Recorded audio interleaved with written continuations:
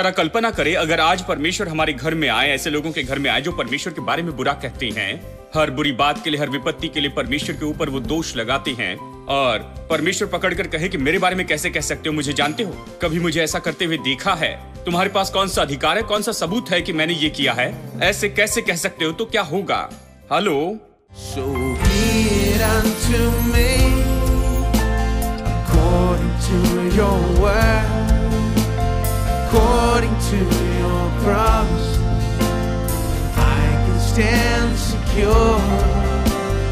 Carve upon my heart, truth sets me free. According to your word, oh Lord, unto me. You promised to carry our sorrows. Lord, we believe it's true. You promised unending tomorrows. Lord, we receive them from you. You'll be our provider.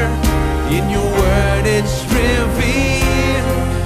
By the stripes that you bore, Lord, we have been healed. So be it unto me according to your word, according to your promises, I can stand secure. Carve upon my heart, truth sets me free. According to your word, oh Lord, be it unto you. Promise to carry our sorrows. You promise to carry our sorrows. Lord, we believe it's true. We believe you promised unending tomorrows. Lord, we receive them from you. You'll be our provider. In your word it's revealed. By the stripes that you bore, Lord, we have been healed. So be it unto me according to your word, according to your promises, I can stand secure. Carve upon my heart, truth that sets me free. According to your word, oh Lord, be it unto me.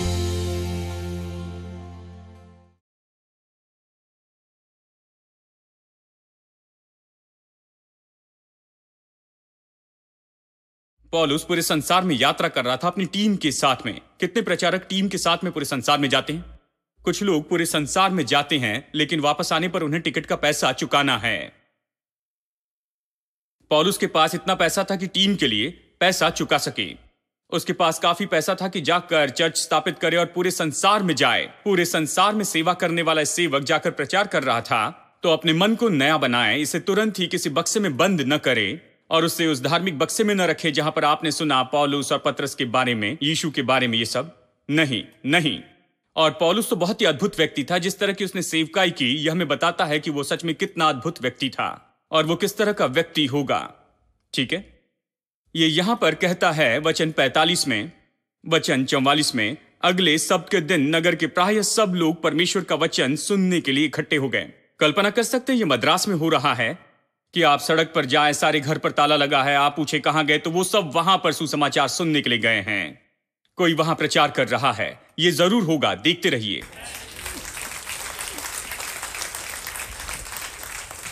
ये हो सकता है क्योंकि वही प्रभु है और वही वचन है। क्यों नहीं, मैं इन बातों के लिए विश्वास करता हूं और इन बातों के लिए मैं अपेक्षा भी करता हूं।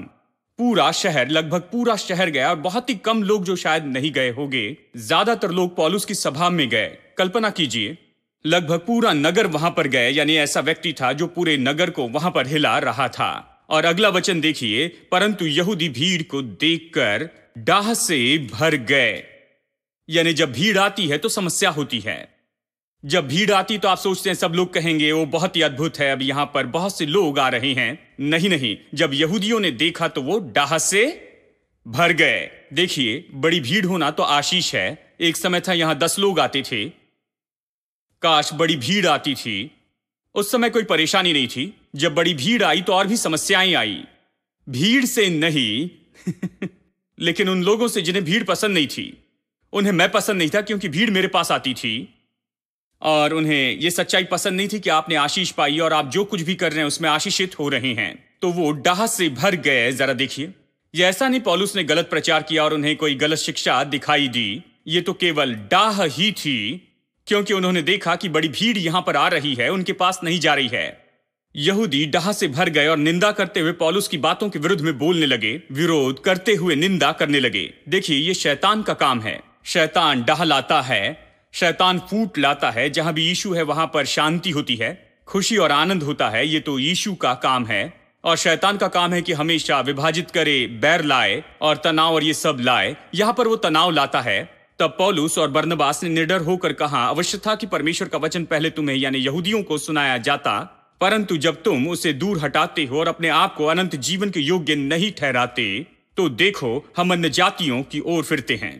कहते ठीक है, तुम्हें नहीं चाहिए तो अन्य जातियों के पास जाते हैं। अब वचन 50 देखिए, वचन 49, तब प्रभु का वचन उस सारे देश में फैलने लगा।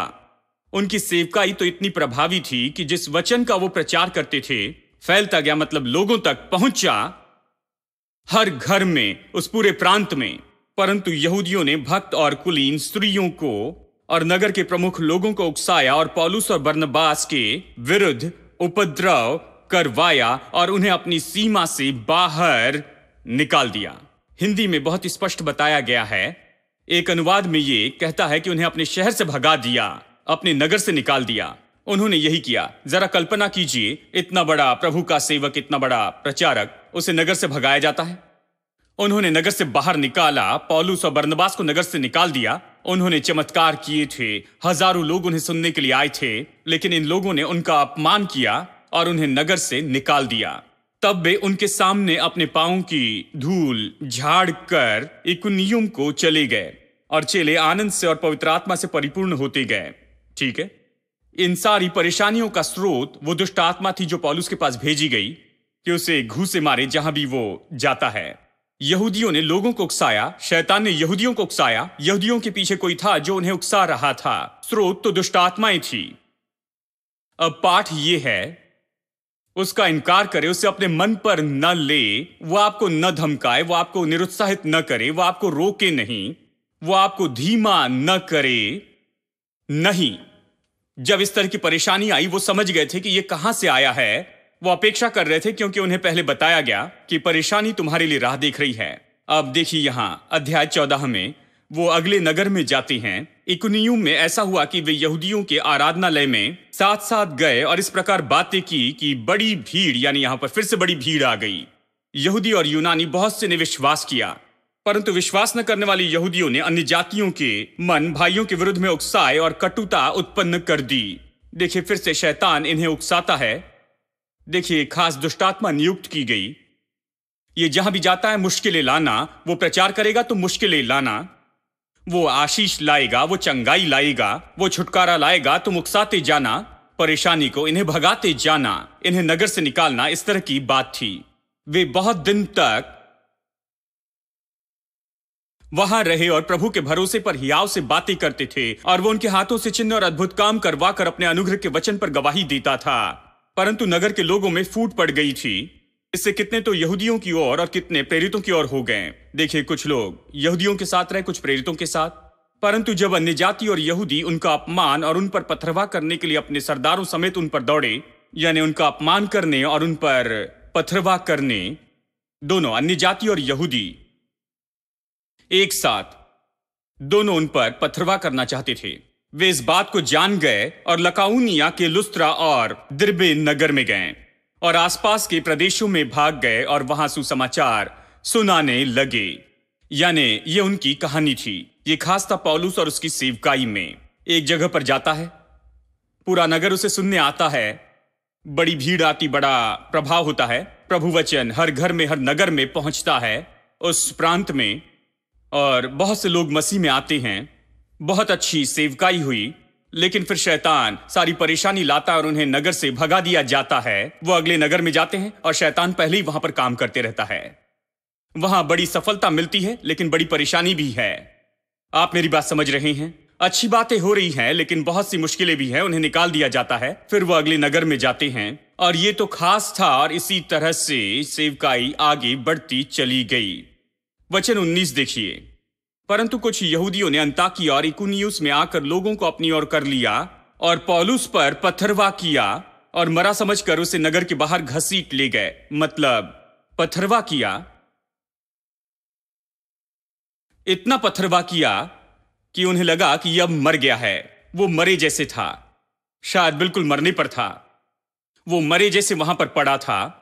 उसे मरा समझकर वहीं पर छोड़ दिया। परंतु जब चेले उसके चारों ओर आ खड़े हुए तो वो उठकर नगर में गया और दूसरे दिन बरनबास के साथ दिर्बे को चला गया। तो वे उस नगर के लोगों को सुसमाचार सुनाकर और बहुत से चेले बनाकर लुस्त्रा और इकुनियुस और अंताकिया को लौट आए। तो यहां परेशानी हुई तो वो चले गए, कहीं जाकर प्रचार किया और फिर वापस आए। ये इन लोगों ने यहां पर अद्भुत सेवकाई की, बड़ा प्रभाव डाला, लेकिन उसके साथ में उन्हें परेशानी हुई। और पौलुस यहां पर लिखता है 2 कुरिन्थियों अध्याय 12 में, वो कहता है कि ये परेशानी तो वहां है इस शैतान के दूत के कारण। ये शैतान का दूत जो नियुक्त किया था कि ये जहां भी जाता है वहां पर जाए, कि उसके लिए परेशानियां लाए। अब चलिए 2 कुरिन्थियों 12 में चलते हैं और यहां कुछ समय तक हम बने रहेंगे। मैं यहां पर कुछ बताना चाहता हूं। अब ये ऐसा वचन है 2 कुरिन्थियों अध्याय 12 वचन 7 से 10। इस वचन को हम अभी देखेंगे।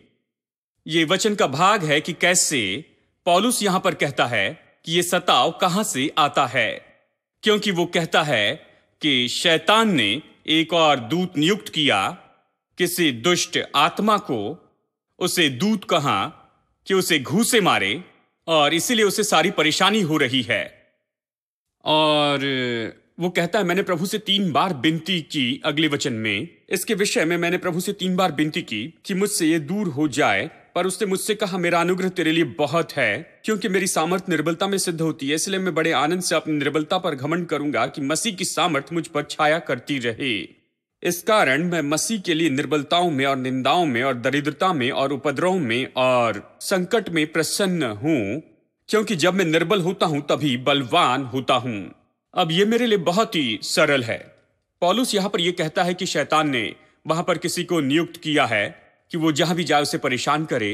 वो प्रभु से 3 बार कहता है कि इसे दूर कर दे, इसे हटा दे, लेकिन यीशु कहता है मेरा अनुग्रह तेरे लिए काफी है। तेरे पास पूरी सामर्थ और अधिकार है कि इसके साथ तू निपट सके। तो इसकी परवाह नहीं करना, उसे चाहे जो करने दे, लेकिन तुझे जो करना है वो तुझे करते जाना है। तू निराश न हो, मेरा अनुग्रह तेरे लिए तो बहुत है।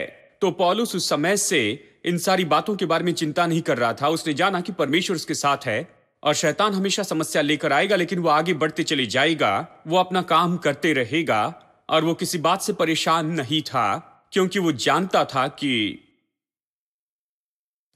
जब भी वो कमजोरी की दशा में खुद लड़ते जाता है, इस विरोध में, उस सताव के विरुद्ध में, वो कहता है मैं मजबूत हूं, क्योंकि उसकी सामर्थ तो मेरी कमजोरी में जानी जाती है। वो कहता है यही तो इस वचन का सही अर्थ है।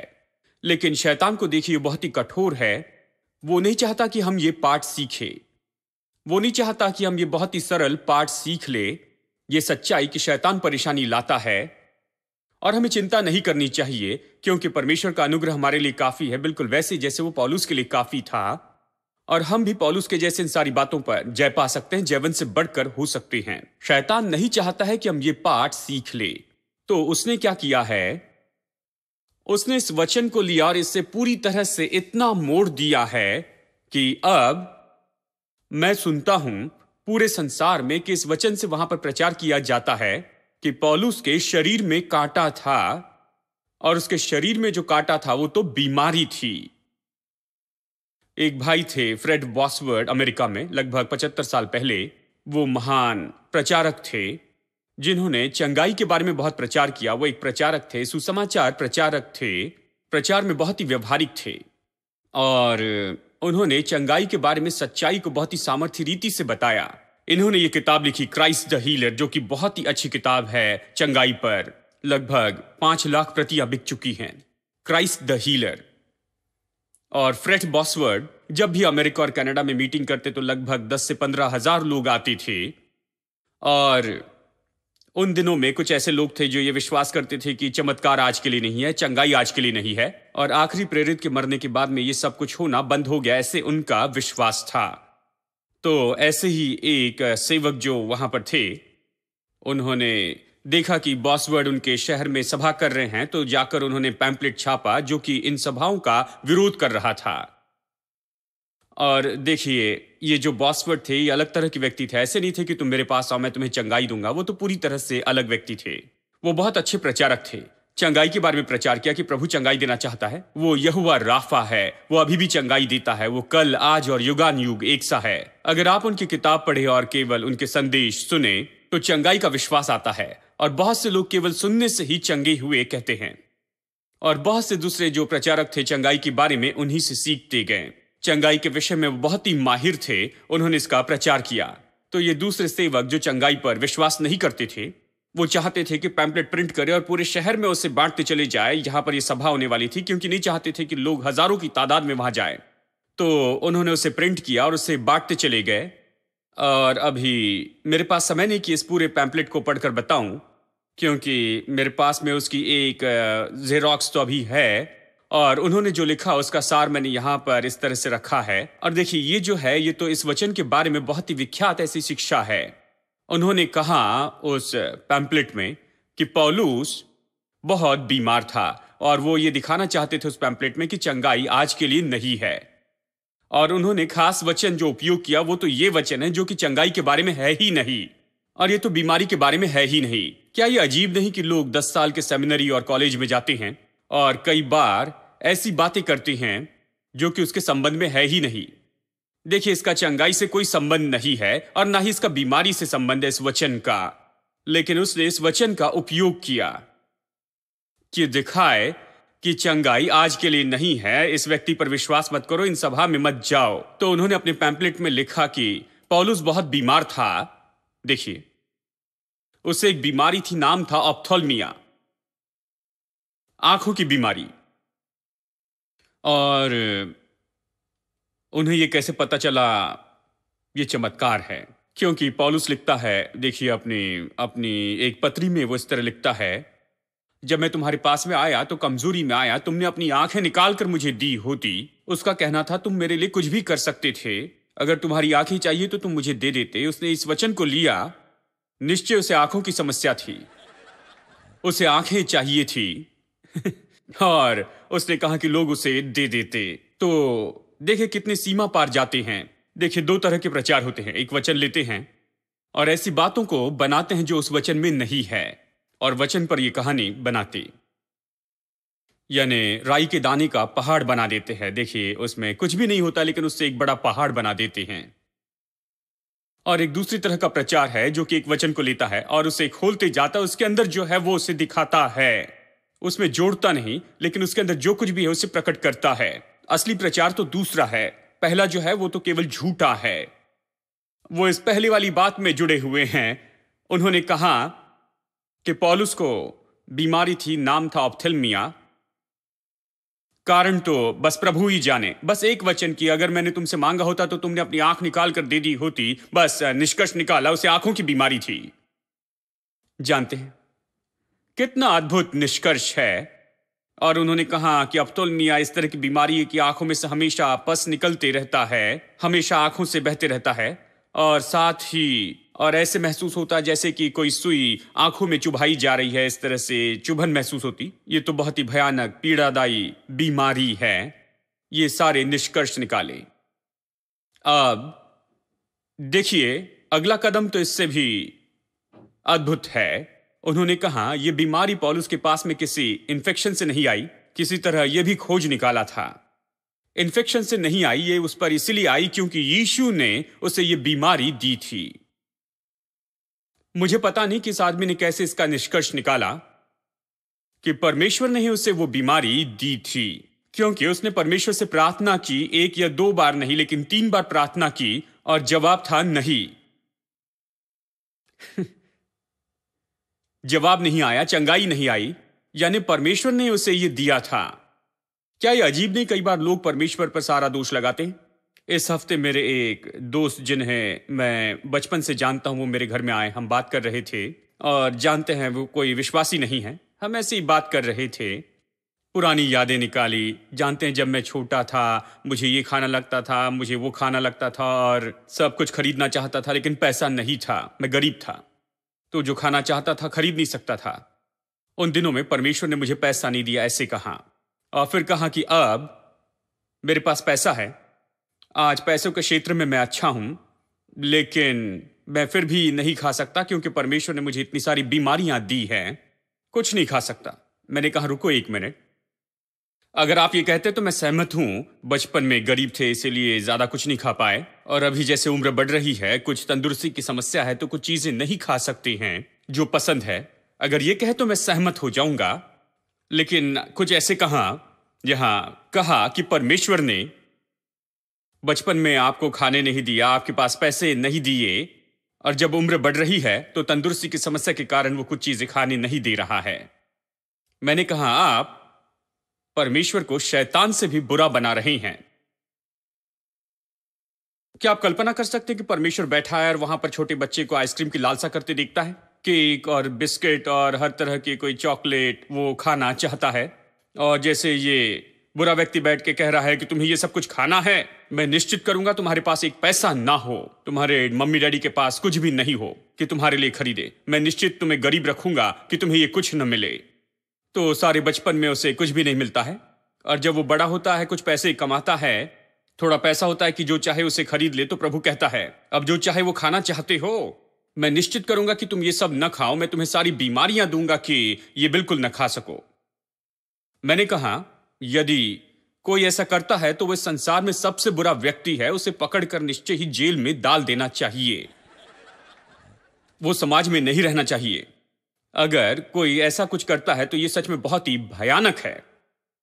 और आप परमेश्वर के बारे में ऐसा कह रहे हैं, आप कह रहे हैं कि परमेश्वर ऐसा ही है, कैसे प्रभु पर दोष लगा सकते हो? तब वो जाग गए। देखिए, उन्हें ऐसा लगा कि बस वो ऐसे ही कह दे रहे हैं, लेकिन सोचा कि अभी तो मुश्किल में आ गए हैं। परमेश्वर के बारे में ऐसे कहते हुए वहां पर सुन नहीं सकता हूं, क्योंकि मैं परमेश्वर का प्रतिनिधि हूं। मैं वहां हूं प्रभु की ओर से। मुझे पसंद नहीं कि लोग परमेश्वर के बारे में बुरा कहें, शैतान के बारे में कहें तो ठीक है, लेकिन परमेश्वर के बारे में बुरा ना कहें। मैंने कहा नहीं, ये बात सही नहीं है। ठीक है, बोलने के पहले जरा सोचिए प्रभु पर कैसे दोष लगाते हैं। जानते उन्होंने क्या कहा? देखिए, मुझे हमारे भारतीय लोग बहुत पसंद है, वो तो हर बात के लिए अपना विवरण देते हैं। उन्होंने मुझसे कहा कि देखो हमारी इस परंपरा में हमें किसी न किसी पर दोष लगाना पड़ता है सैम, और इसलिए मैंने सीधा दोष परमेश्वर पर लगा दिया है। ओ, कितने आराम से, यानी किसी पर दोष लगाना है, किसी पर तो दोष लगाना है तो बस परमेश्वर पर दोष लगा देते हैं, क्योंकि ऐसा लगता है परमेश्वर नहीं देख रहा है। वो कभी आकर सवाल नहीं करेगा, वो आकर कभी आपको पकड़कर इस तरह से नहीं कहेगा कि तुम मेरे बारे में इस तरह से कैसे कह सकते हो। जब मैं छोटा था, मुझे याद है, किसी ने किसी भाई के बारे में बताया था, वो तो एक पारिवारिक व्यक्ति थे, उन्होंने बेकार की अफवाह फैला दी थी। ये तो ऐसी बात थी जिसकी कोई बुनियाद नहीं। तो इन्हें बहुत गुस्सा आया, उन्हें लगा कि किसी ने ऐसे कुछ कह दिया और उनका नाम खराब किया। तो वो उस व्यक्ति के पास गए कि जांचें कि आप ऐसे कैसे कह सकते हैं, आपके पास क्या अधिकार है, क्या आपके पास में कोई सबूत है कि इसके बारे में कहे, कैसे मेरा नाम बर्बाद कर सकते हैं, कैसे ये कह सकते हैं इस तरह से। और जानते हैं वो भाई, उन्होंने इनसे कहा, इनकी ओर देखकर कहा, मुझे गलत मत समझिए, मैंने यहां वहां किसी को कुछ कहते हुए सुना है, बस मैंने वही कहा, मेरा कोई अर्थ नहीं था। कितने आराम से उन्होंने हर जगह फैला दिया और नाम बर्बाद किया। और अब कहते हैं मैंने बस कुछ लोगों को यहां वहां कहते हुए सुना, मुझे पता नहीं कि बात सही है या नहीं है, लेकिन मैंने इसे कह दिया। फैलाने में मैंने मदद की। जब इन्होंने जाकर उनसे बातें करी तो शर्म आई और उनका इन्होंने सामना किया कि किस तरह से आप मेरे बारे में ये कह सकते हैं। दूसरा आदमी कुछ नहीं कह सका। जरा कल्पना करें अगर आज परमेश्वर हमारे घर में आए, ऐसे लोगों के घर में आए जो परमेश्वर के बारे में बुरा कहते हैं, हर बुरी बात के लिए, हर विपत्ति के लिए परमेश्वर के ऊपर वो दोष लगाते हैं और परमेश्वर पकड़कर कहे कि मेरे बारे में कैसे कह सकते हो, मुझे जानते हो, कभी मुझे ऐसा करते हुए देखा है, तुम्हारे पास कौन सा अधिकार है, कौन सा सबूत है कि मैंने ये किया है, ऐसे कैसे कह सकते हो, तो क्या होगा? हेलो अब सोच रहे हैं। इसलिए जब प्रभु के बारे में कहते हैं तो सावधान रहें, क्योंकि वो देख रहा है। Jesus, you were so good. Jesus, you were so good.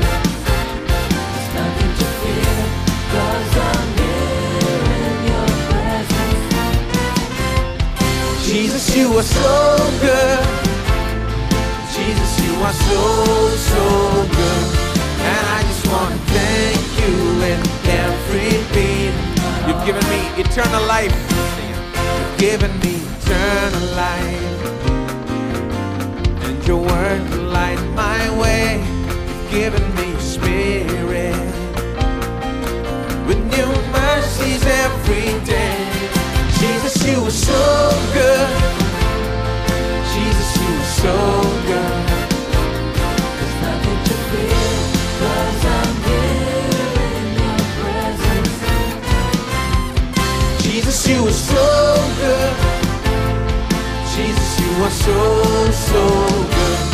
And I just want to thank you with every beat of my heart. You've given me confidence. You've given me a confidence. And my soul is filled with peace. You are my provider. You supply my every need. Jesus, you are so good. Jesus, you are so good. There's nothing to fear, 'cause I'm here in your presence. Jesus, you are so good. Jesus, you are so, so good. And I just want to thank you with every beat of my heart. I just want to thank, oh, I just want to thank you with every beat of my heart. Oh, I just want to thank you. I just want to thank you. I just want to thank you.